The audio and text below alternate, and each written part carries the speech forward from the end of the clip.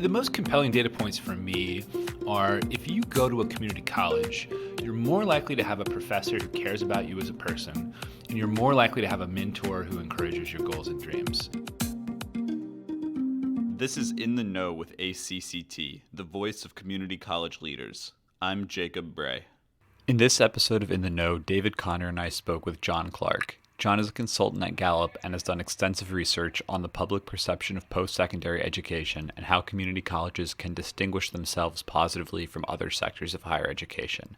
His presentation at our most recent National Legislative Summit was well received, so we thought it would be a good idea to catch John for an episode and discuss his work a little more.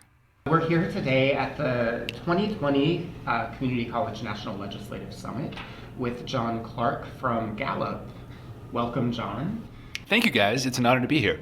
We're really glad to talk to you now. To be perfectly candid, we hadn't planned out a podcast, but John's presentation just went over so well and was so full of interesting information that we really wanted to grab him before he got away back to Chicago to talk about some of the highlights that he presented. Just for everybody's reference, the slides from his presentation are available on the ACCT app. We strongly encourage you to take a look at those, but also get in touch with us if you have any further questions. So, John, you were asked to present about higher education, Gallup's surveying of higher ed perceptions, I guess, and where community colleges and associate degree granting institutions fall within that. Yes. We have, through our research over the last about half decade, we've issued this annual survey to college graduates. And we've asked hundreds of questions to try to determine what core college experiences relate to positive long-term outcomes. And the specific outcomes we're looking at are graduates finding meaningful work, and are they living good lives? And through that research, we've identified 6 core college experiences that relate to those long-term outcomes.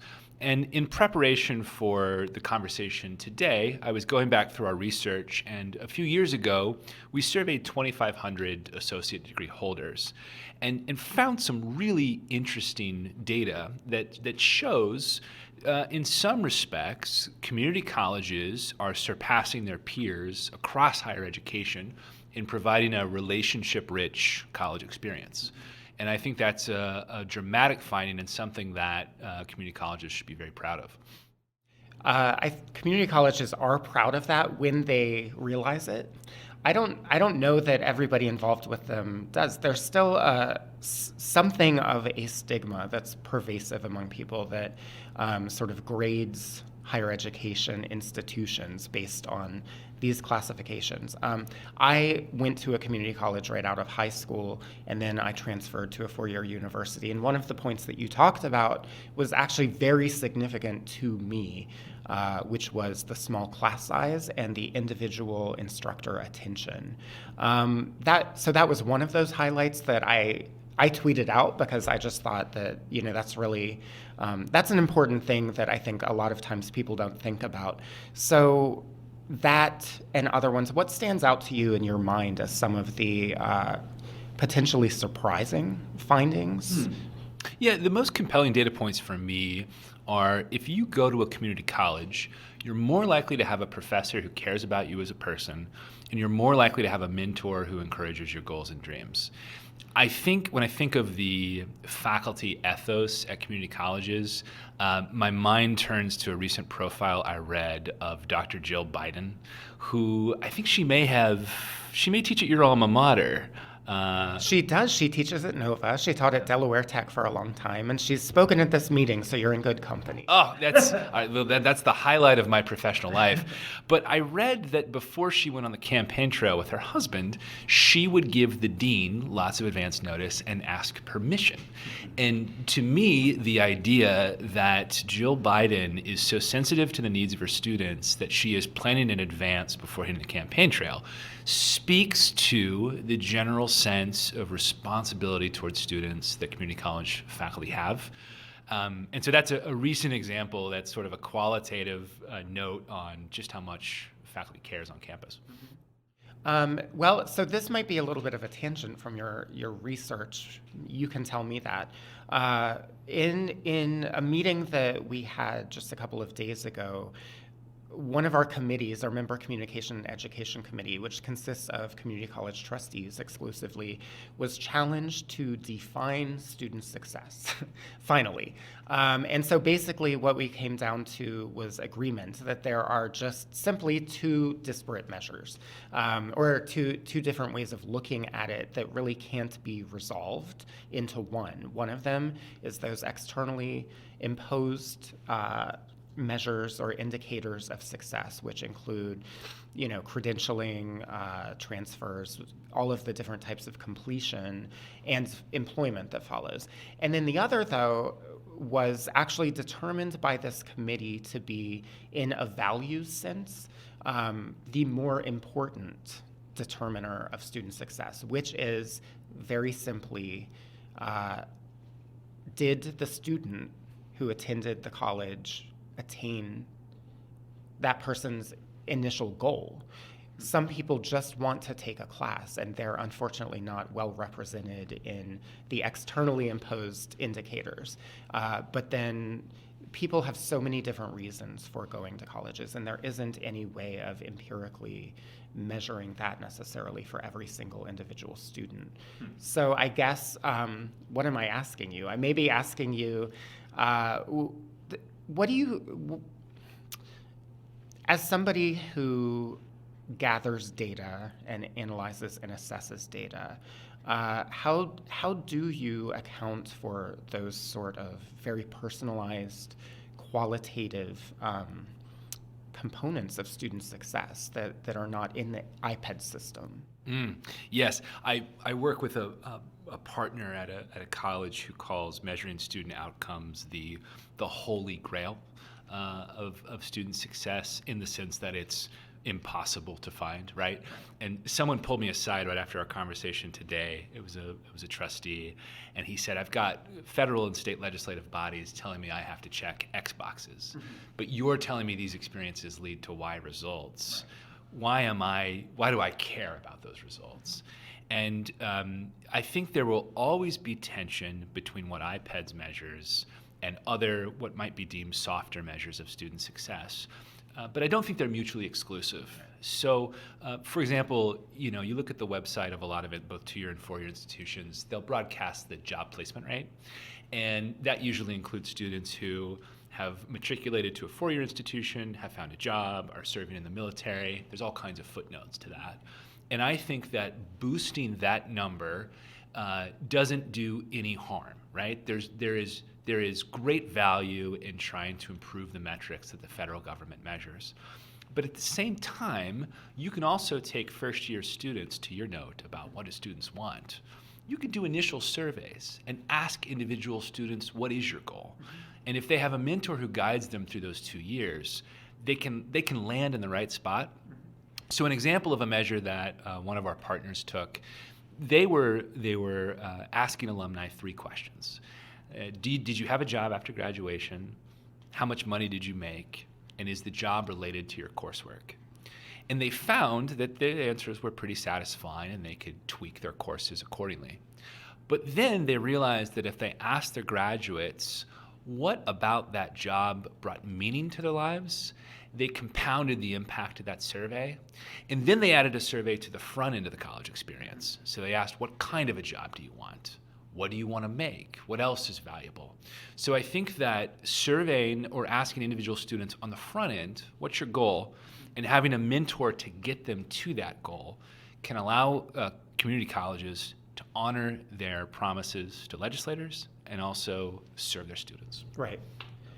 Yeah, so the only complication beyond that, because that I agree with all of that, is that the iPad system, which for listeners who may not be aware of it, it's a federal repository of information that sort of determines the success of students as they're coming out of various institutions.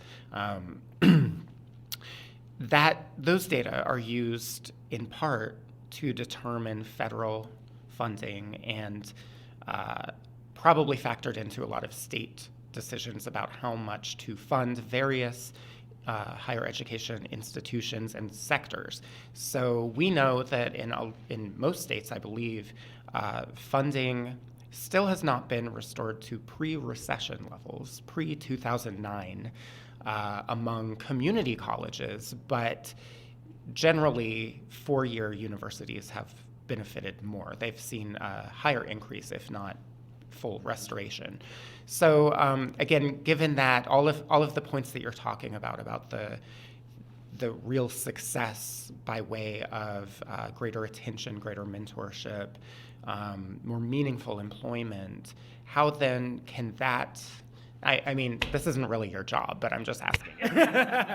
How then can that be relayed to legislators or to the people making decisions about how to fund colleges, so that they'll factor that in beyond just those hard empirical success data based on outcomes? Yeah, I would note too that not only is funding contingent on a college's performance against those metrics set at a high level, the job security of presidents and their cabinet is measured on. So there is a tremendous amount of pressure to meet those metrics.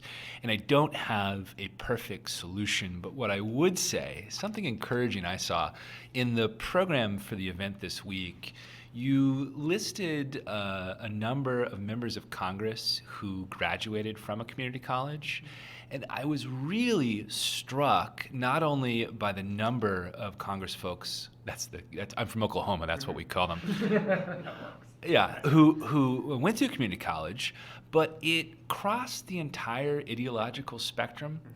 And I think that there's something powerful there. The fact that everyone from a libertarian congressperson to the most progressive went through the community college system. So I don't think the problem is intractable. I think the fact that many legislators went to community college themselves speaks to me of the promise of in the long term developing outcomes that are better measures of student success. But I wholeheartedly agree that it's a real challenge. Yeah. It is definitely a challenge. Yeah, I mean, what I think is interesting just looking through your slides is that this data point about how closely related associate degree holders and bachelor degree holders' eventual profession is to what they studied. And they're very closely related. In fact, for associate's degree holders, they're a little more likely to have a job that is directly related to what they studied than a bachelor's degree holder, which is, it's kind of hard to nail down exactly what that means with just that single data point. But it is interesting that, even though they may come in with, the outsiders may have the perception that community college is more of a stepping stone, they're really going directly into careers that are related to what they're doing faster than at four-year institutions. And I think a lot of that comes down to student expectations. It depends on whether you see college as a stepping stone or a launching pad. And I think a lot of community college students go to use it as a launching pad to a specific career. And I think that is a great advantage of the community college experience. I also think about my own experience. I went to a four-year university and I majored in philosophy because those were the most articulate professors. And honestly, I kind of floundered for a little bit after college. I never really honed in on my thing. And so looking back, when I talk to college applicants, I try to get across the message that the earlier you narrow in on what excites you, it doesn't have to be a specific profession, but it could be a body of skills, the better. So I'm curious, looking at that too. So you compare associate degree holders with bachelor's degree holders. Obviously, these are cohorts that can be compared pretty readily. So again, going to my experience, having gone to a community college, I was one credit, I think, maybe one course short of attaining the associate degree because my intention was to transfer. And I didn't find out until I came to work for ACCT that would count against the institution. I would be considered a dropout in that sense. Whereas in my mind, I thought I was successful because I went on beyond that. And I So that's one consideration. I wonder if you look at students who haven't actually attained the degree, but may still have been, in their own terms, successful.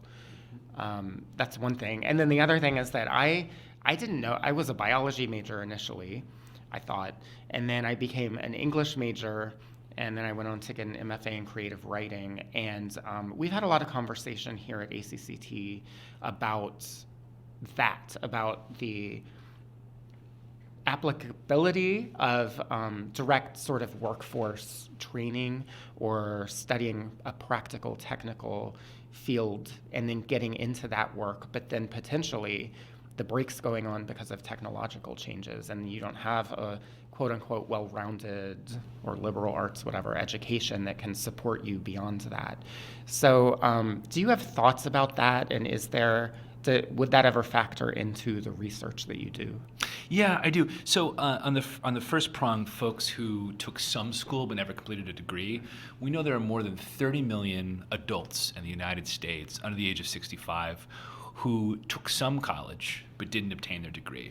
And we've talked to those people about kind of looking back how they viewed their experience. And most of them report that they had to leave college for financial reasons. Right. They just had to stay in the workforce. And I think that, I hope that in the future, what we'll find is that the 2-year degree and the 4-year degree will increasingly be viewed as a vestige of a past era, and will focus more on programs that are designed to build specific skill sets. So if you want to be in the solar panel industry, and we determine that we can give you a certificate that fully prepares you to work in the solar industry in 7 months, why not have a certificate, degree or not, that prepares you for that field? Mm-hmm. And I see a lot of innovation in community colleges with these types of programs. In fact, often more so than 4-year institutions, because community colleges have to adapt faster. So I think that the world of 2- and 4-year degrees, I've got a daughter who's 10 months old, and I imagine by the time she's of college age, we'll be looking at a vastly different landscape, which will render issues like, oh, I was 1 credit shy, moot. Right. I remember talking to a college in Kentucky, and they were working on attracting more people who are already in the workforce. And definitely within a calendar year, it might have been within an academic year, they completely changed their schedule and teaching format to have multiple lab sections for lab classes each week. So students who had differing work schedules could go to the same class at the same time.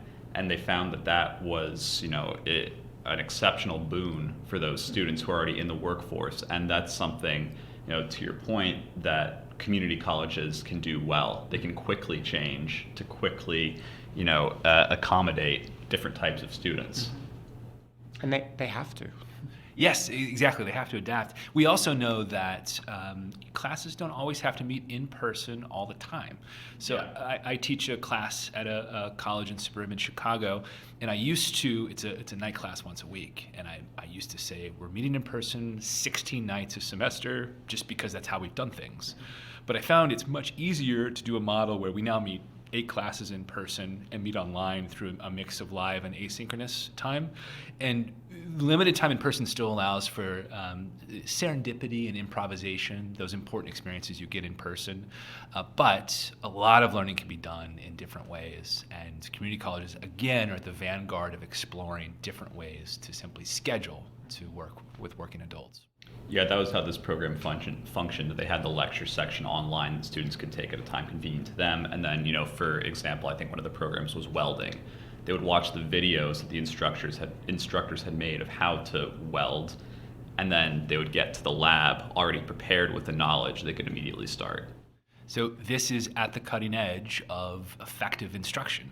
I've read so many things, and some of our work has shown you can use this homework time or online time to view other folks doing it, and then the practicum in person is so effective. Yeah. In fact, I want to sign up for this course. Yeah, me too. I'm very clumsy though, so I worry about the outcome. So ACCT represents very specifically community college trustees, the boards. You presented a lot of, I think, really encouraging information. Your findings have found a lot of strong and unique positives among this sector. So I wonder, with that in mind, and with community college trustees specifically in mind, some of the highlights that might be most useful to them in their advocacy, what would you emphasize in that direction? And then if anything comes to mind, in a slightly more critical sense, like, did any of your findings show anything that you would encourage trustees to think about insofar as improving what is being done in the community college sector, or just thinking in a visionary way toward the future that maybe something that isn't being done ideally right now, for example, like online learning, that's being they're being outcompeted by other sectors. Mm-hmm. Well, you've highlighted one of the core challenges of innovation in that funding is contingent on meeting certain benchmarks that are non-negotiable for now. And so community colleges are operating within pretty strict parameters. But what's interesting is the experience of four-year universities now is increasingly approaching the challenges faced by two-year institutions. That is declining tuition revenue. So while four-year institutions are doing better on public funding, many, particularly small liberal arts colleges, are shedding students at an increasing rate. Also, having pathways to meaningful work is an issue there. So there has been sort of a leveling of the higher ed playing field in that everyone is finding that they're encountering the same challenges. And community colleges have the advantage of being laboratories of innovation because they have to. If you're not delivering an experience that certifies skilled welders, you have to adapt on the fly and find new models. So I would encourage trustees to embrace innovation even though it's a roll of the dice, right? And you can't tinker with people's futures, but you have to move fast.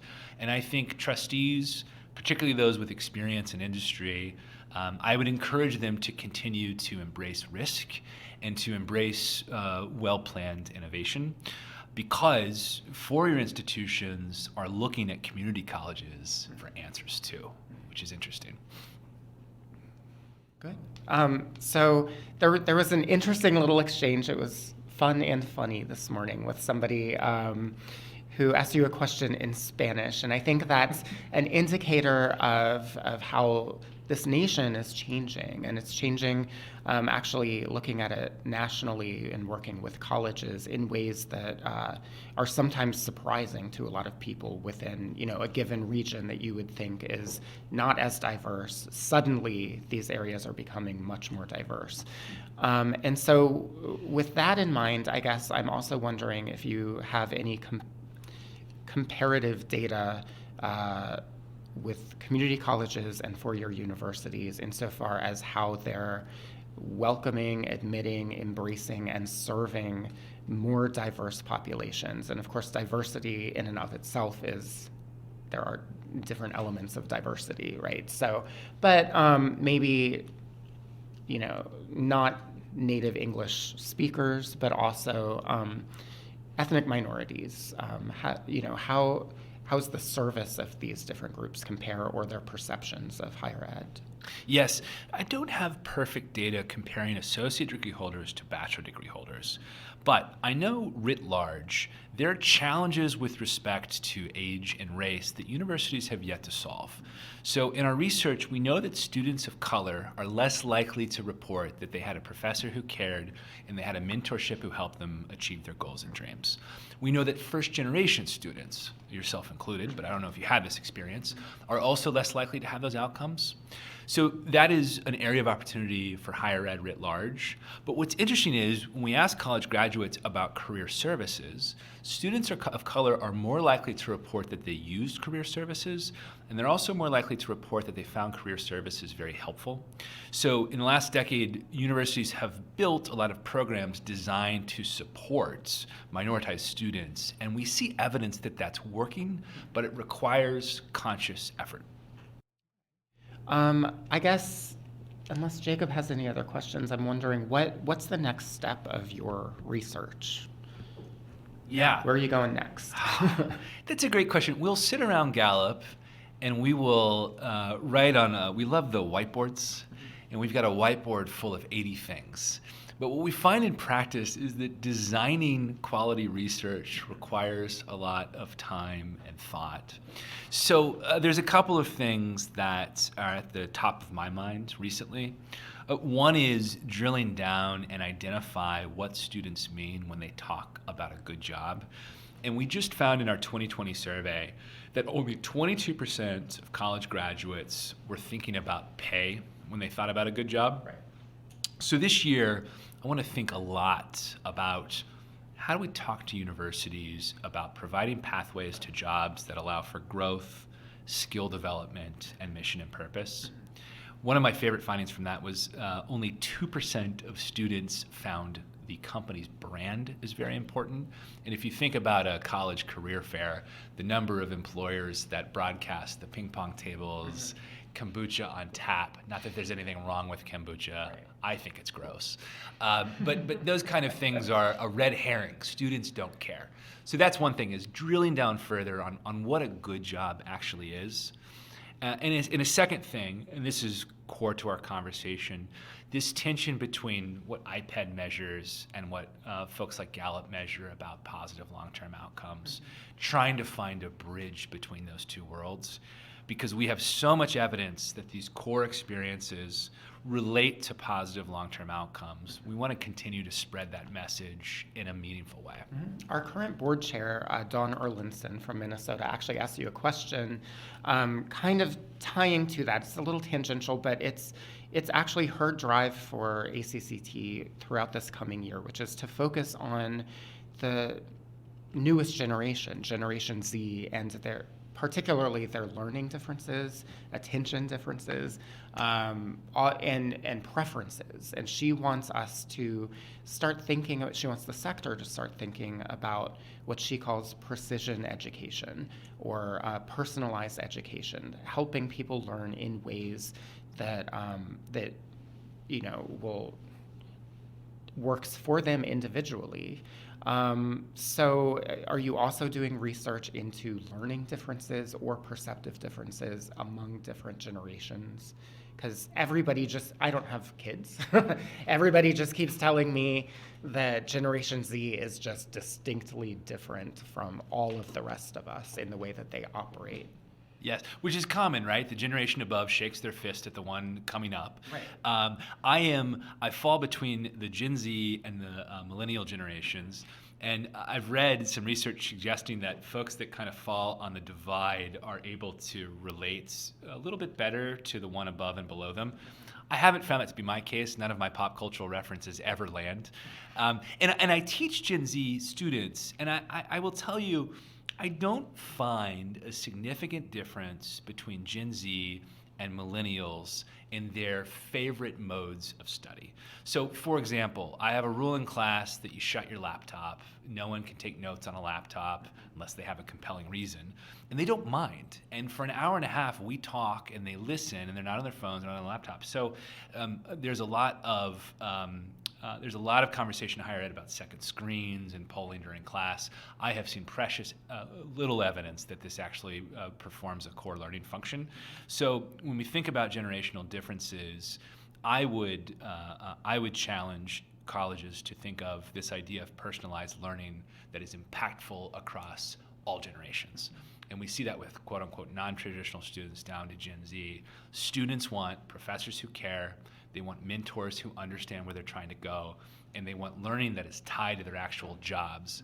And the bells and whistles associated with it are fun to discuss, but I don't see much evidence that they're tied to actual outcomes. So this idea of precision education is exactly right. but I don't think it requires different gadgets or modes of learning necessarily.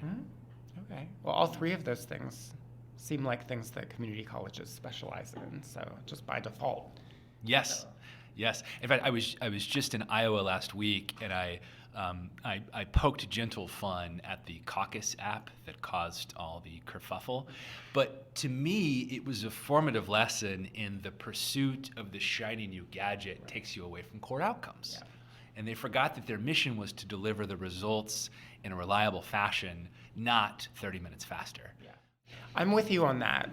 To play devil's advocate just a little bit, I'll say I think it was probably 5 or 6 years ago we introduced our conference apps and tried to get people on the bandwagon of using that, because we invested in it. And here we are a few years later. So here's the thing to me is that given time for refinement and for helping people adapt to using the new technology, it's now turned out to be most people's primary means of navigating the conference, and they were demanding your slides. They wanted your presentation on the app during your thing. So, over time, I think changes do occur and happen, but I'm encouraged to hear your experience with this, with Gen Z kids, I'll say, which I probably shouldn't say, that they're able to, take in information. Yep, and as long as the focus is on specific measurable outcomes, apps are great. A lot of universities now use data points from apps to reflect when students aren't spending a lot of time on quizzes or not showing up in class, and that can raise flags.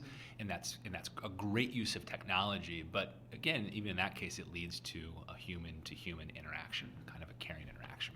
Yeah. And I would say I think people use the app here because they fell asleep during the speech, and so they needed a refresher. Didn't happen during yours. Thank you so much. We appreciate your time for this impromptu conversation. And anybody, if you're interested in learning more, definitely look up John Clark at Gallup. And do you have anything else to say? No, I would just say I really admire the work that you do. You all punch above your weight with respect to size and impact. And I would also note that I'm excited to stick around for a while today because the great joy I have is that I get to go to conferences like this and learn from you. So I appreciate the opportunity to learn today as well. For more information, check the link in this episode's description. It'll send you to Gallup's higher education page. Thanks for listening. We'll see you next week.